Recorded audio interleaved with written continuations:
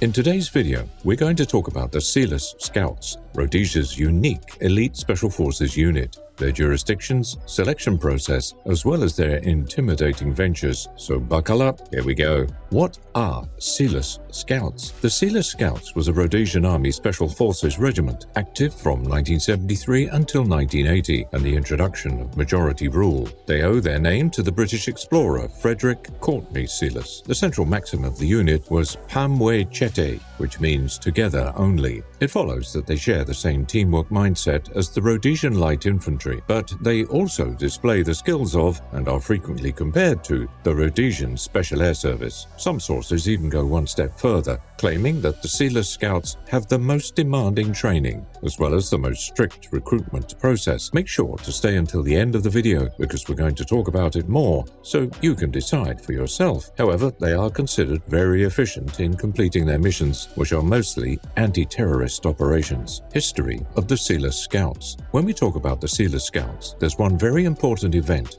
that was key to their origin, and that is the Rhodesian Bush War, also known as the Second Chimurenga. It was the war started by black guerrillas Zanlad Zanu and Zipra Zapu, who intended to wipe out the small colonial white nation that was the wealthiest in East Africa at the time. The white Rhodesians possessed most of the country's fortune, while ordinary people barely made ends meet. These inequalities triggered the guerrilla war.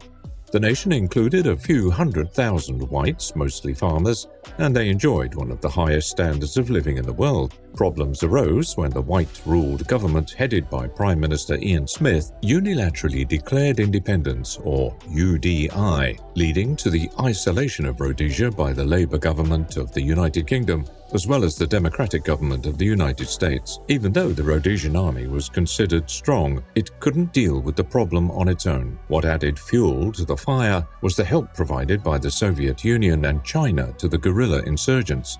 That put the Rhodesian government into a complicated situation, and they started strengthening their diplomatic ties with the Republic of South Africa and Portugal at first. Secondly, they started working on developing their paramilitary and counterinsurgency forces, including the British South Africa Police, Rhodesian Light Infantry, Rhodesian Special Service, and the Rhodesian African Rifles. Lastly, as a final consequence of the war, they formed the Selous Scouts. Composition of the unit. The British South Africa Police proposed forming the unit. As a result, many of its first recruits were policemen. Their main assignments were tracking and infiltration with the soldiers pretending to be guerrillas. Surprising information reveals that many captured guerrillas joined the unit because it was the best possible option for them. After capture, they could choose between execution, imprisonment, or becoming soldiers of the Selous Scouts. Interestingly, the unit was very mixed race. It consisted of people of African, British, Australian, and American origin. Around 50 to 80% of the members of the unit were black Rhodesians, whose mission was to operate deep in the insurgent-controlled territory and to wage war on the hostiles. They used irregular warfare methods, such as pseudo-terrorism, in order to infiltrate enemy lines. Selection process. Selous Scout selection process was so difficult that the recruits were often in shock after they found they had passed. It was so exhausting that the boot camp was named Wafa Wafa Wasara Wasara, which means who dies, dies, who survives, remains. As the unit was mainly a reconnaissance force, the soldiers usually had to infiltrate enemy groups, gather intelligence, and relay it back to the combat forces, who then carry out the attack. With that kind of mission, you wouldn't expect them to have to pass through the harsh selection process and exhausting training, but it was mandatory. Sometimes the selection process was so rigorous that only 12% of recruits managed to pass it. Preparation and training alone are definitely not enough if you want to become a scout. You must possess traits of intelligence, loyalty, courage, dedication, responsibility, self-discipline, and so on. Okay, now picture this exercise. The recruits had to run 25 kilometers to reach their rendezvous, where they ran across a few straw huts and embers of dying fire. You're probably wondering what the objective was. Well, so were they. The objective was to exhaust, starve, and antagonize them to narrow the list of potential candidates. A hell of a day, right? Well, imagine passing through similar hell for 17 days straight, which was the duration of the selection process. After selection, the candidates start their training proper. If the selection process left you speechless, just wait till you hear this. training. They were trained to operate in small undercover groups, the main goal being to teach them to be independent and to adapt to any given situation. They were given no support during the training process. They had to hunt and forage for food and water. Can you imagine that? Have you ever heard of a more challenging training? Even though usually they only had to gather intel, sometimes they needed to eliminate the enemy on their own, meaning their physical strength and combat ability also had to be on an exceptional level. Some of them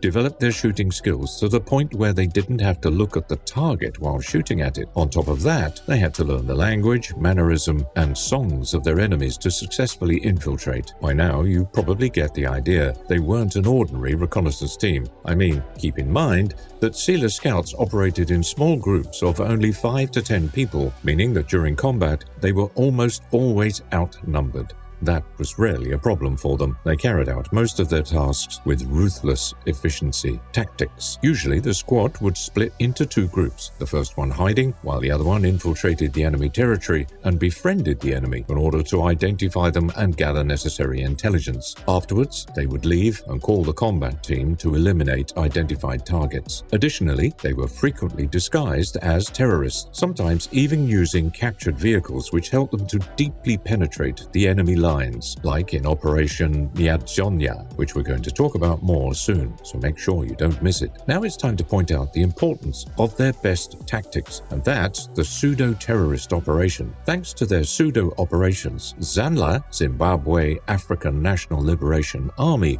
frequently started firefights with other members of their own guerrilla organization because they thought they were actually Selous scouts. Not only did that lead to many casualties, but it completely disrupted their communications and invoked paranoia and fear in them. One of the most famous pseudo-operations was when a group of operators pretended to be guerrilla soldiers and accused the most influential guerrillas in the Madziwa region of being undercover police. They used that as an excuse to give them a severe beating before leaving. Besides that, they used a variety of other warfare tactics, including bombing of private houses, abductions, M18 Claymore mine attacks against military targets, sabotage of bridges and railways and steam engines, assassination, intimidation, blackmail, and extortion. Operations. The main objective of one of their operations, Operation Prawn, was to sabotage the railways of Frelimo, Liberation Front of Mozambique. But the unit had some minor problems when setting the charges. They came up with an idea to take out one guerrilla, dress him up as a Rhodesian security force member,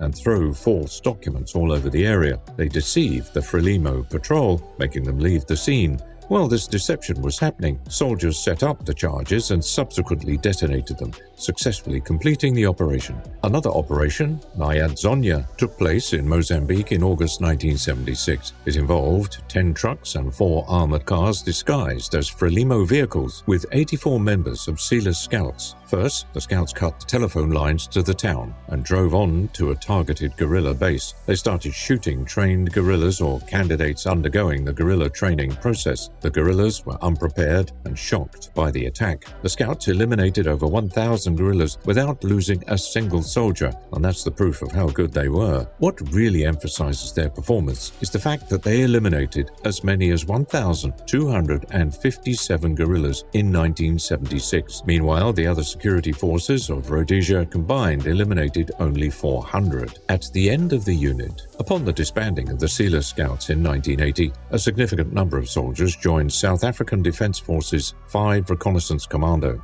The soldiers who remained eventually formed the 4th Battalion HURAR, which only lasted from 23rd April to 30th September 1980, and then changed its name for the final time and became the 1st Zimbabwe Parachute Battalion Group. Even though it was relatively short-lived, the Selous Scouts unit is doubtlessly going to be remembered thanks to its specific recruitment process, training, and amazing operations. That's it for today's video. If you enjoyed it, make sure to leave a like and comment on this video. Also, don't forget to hit that subscribe button if you like what we're doing and want us to continue with more cool content. Until the next time.